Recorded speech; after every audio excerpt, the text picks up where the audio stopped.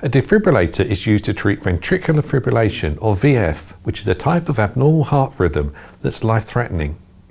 When a person's heart is in VF, it's not effectively pumping blood to the body, and the person will typically lose consciousness. To start a heart in VF, a defibrillator delivers a controlled electric shock to the chest.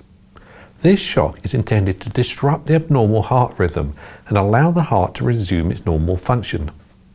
The defibrillator would typically prompt the user to attach the pads to the person's chest, which are connected to the device and contain the electrodes that would deliver the shock. After the shock is delivered, the defibrillator may instruct the user to perform CPR or cardiopulmonary resuscitation. This involves chest compressions and rescue breathing to help circulate oxygenated blood to the person's brain and other vital organs. The use of a defibrillator, along with CPR, can greatly increase the person's chance of survival in the event of VF. It is important for defibrillators to be easily accessible in public places such as schools, offices and shopping centres so that they can be quickly used in an emergency.